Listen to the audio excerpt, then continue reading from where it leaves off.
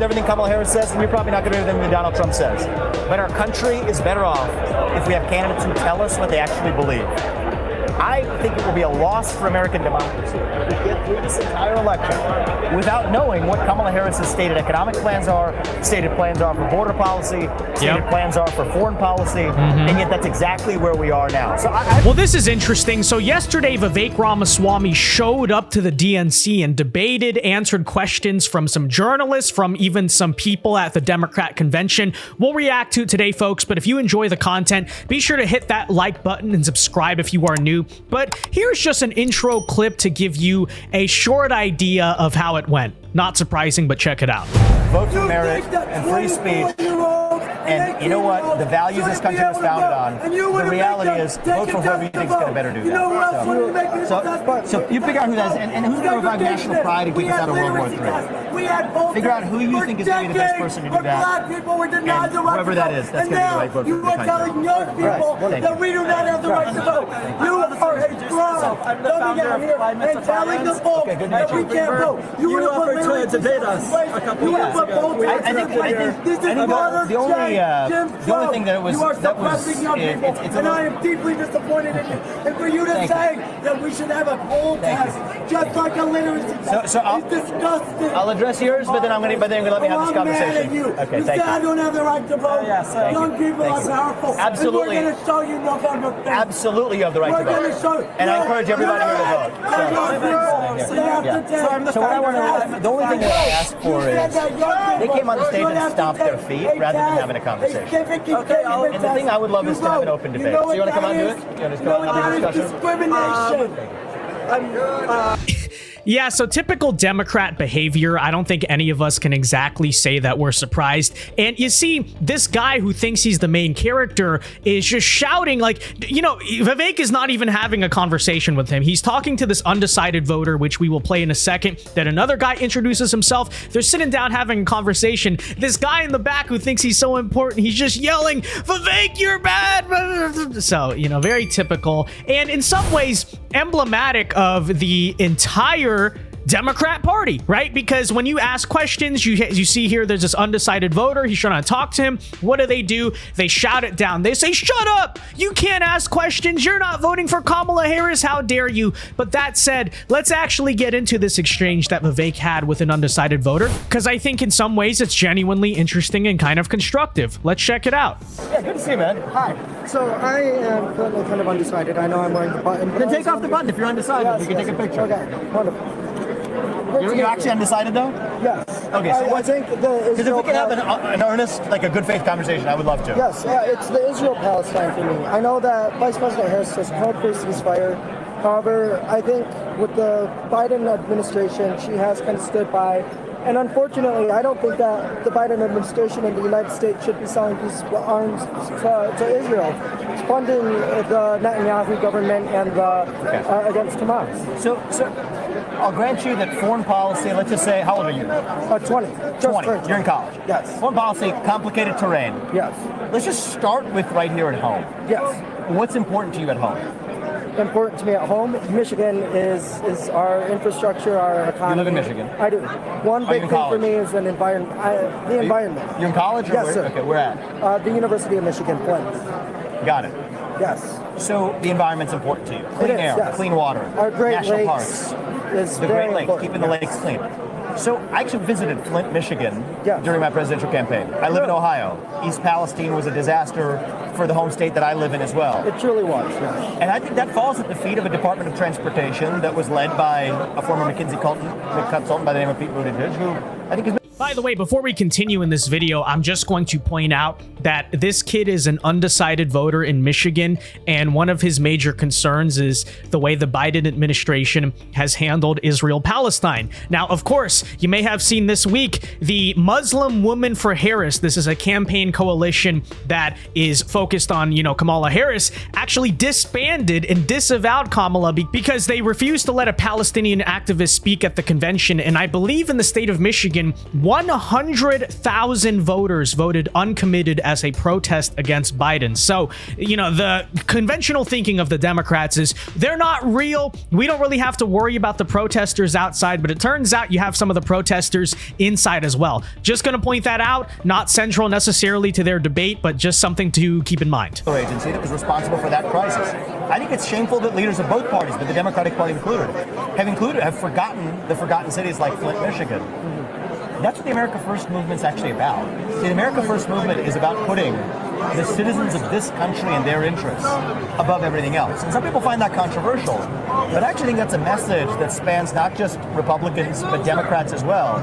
So the question I have for you is, if you believe in merit, do you believe the best person should get the job? Do you believe in free speech and open debate? Do you believe in growing the economy and making sure you're able to get ahead?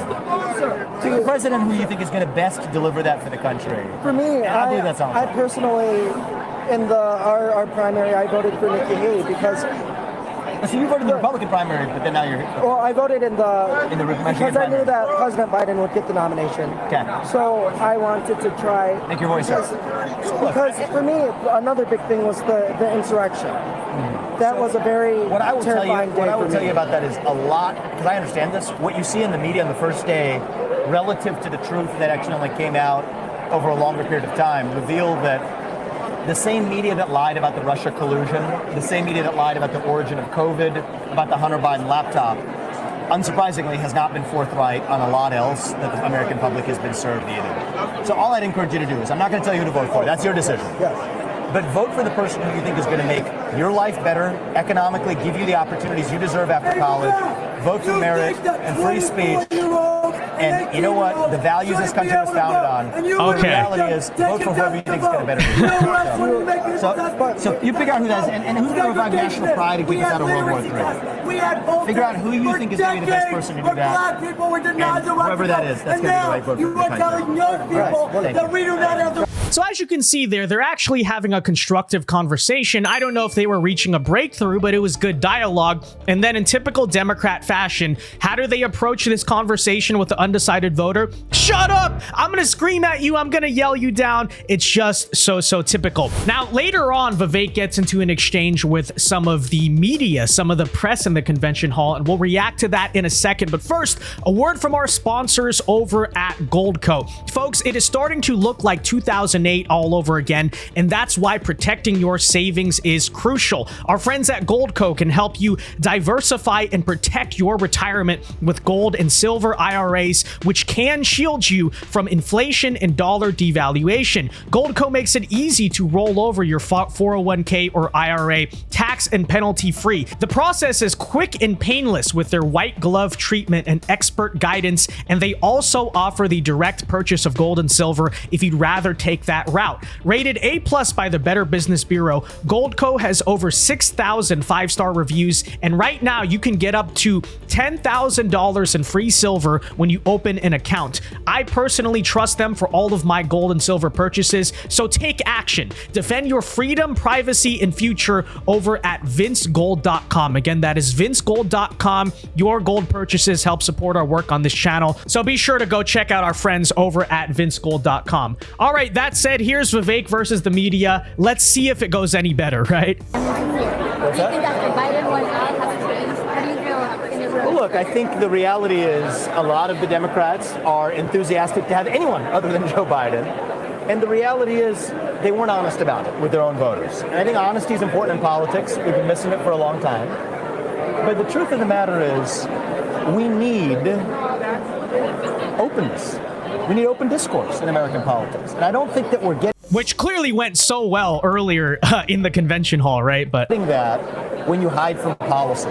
So my one ask of Kamala Harris is, you may not agree with Donald Trump's policies, but he's at least told you what they are. Tell us what your policies are. Do you actually believe? I believe she hasn't. And if she, in absence of her talking about actual policy, the best assumption that we can make is that she believes the same things that she did when she ran for U.S. president the last time around, which is abolishing private health insurance, which is ramming through the Green New Deal. That's such a great point, by the way, because of course the Kamala campaign's going to say, no, we don't believe in the things we openly said back in 2020. But if you're not going to lay out an actual policy platform of your own this time around, then why is it unreasonable to suggest that, okay, well, we want to know what policies you're going to do, so let's look to your past policies. Let's look at the fact that you wanted to ban fracking, you supported defunding the police, you supported open borders, amnesty, abolishing private health insurance, all this different stuff. Hey, where's the indication you've changed? You won't even talk to the media, so we can't even get an answer on those questions. So, using the ending of the Senate filibuster, which is a tax on unrealized capital gains. Her advisors are whispering to the general that, no, she doesn't believe in this anymore. Well, you know what? Tell us what your actual policies are. And in absence of that,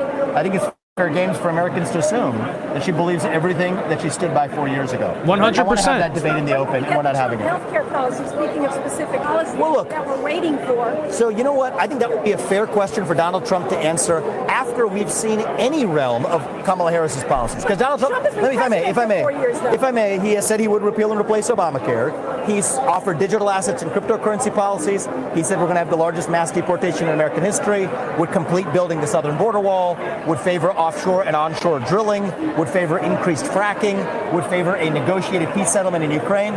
My view is you may agree with these policies, you may not agree with the policies, but at least he's told you what those policies are. He opposes a central bank digital currency. Well, what I want is actually Kamala Harris to tell us what she actually stands for. And the reality is it's the same dishonesty of the media. I'm not blaming the people who are here.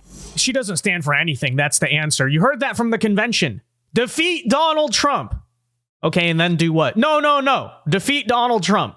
Again and again and again. But the media that covered for Joe Biden for his cognitive deficits for 3 years is now covering for Kamala Harris's policy deficits. And it's the voters who are holding the bag. So I'm not going to agree with everything Kamala Harris says, and you're probably not going to agree with everything Donald Trump says. But our country is better off if we have candidates who tell us what they actually believe. I think it will be a loss for American democracy if we get through this entire election without knowing what Kamala Harris's stated economic plans are, stated plans are for border policy, stated plans are for foreign policy, and yet that's exactly where we are now. So I have a challenge tonight. I made it this morning. I said it at my press conference at the hotel this morning.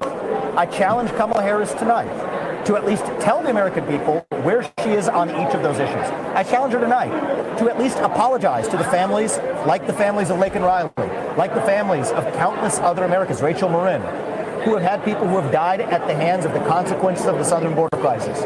If she does that, you know what, I'm not going to vote for her because of it, but I will applaud her as a leader. But she has an opportunity to do that tonight. Let's see if she steps up to the plate and does it. And if not, I think voters should see through this charade for what it is. And spoiler alert, she did not do that, right? The entire Democrat campaign is based on essentially rewriting history. She never said the thing she said in 2020. She was never the VP, by the way. Remember that? She was never the VP. She was never in charge of the border. She's just brand new candidate. We got to forget everything we knew about Kamala Harris about 2 months ago, and so this is what we're dealing with. But good on Vivek for going into the Lion's Den and, trying to win some people over, but more so just pointing out many of the flaws in Kamala Harris. That said, if you watch the DNC, let me know your thoughts on that in the comment section down below. Be sure to leave a like on this video, subscribe if you are new, and until next time, be sure to check out our friends at vincegold.com. God bless and peace.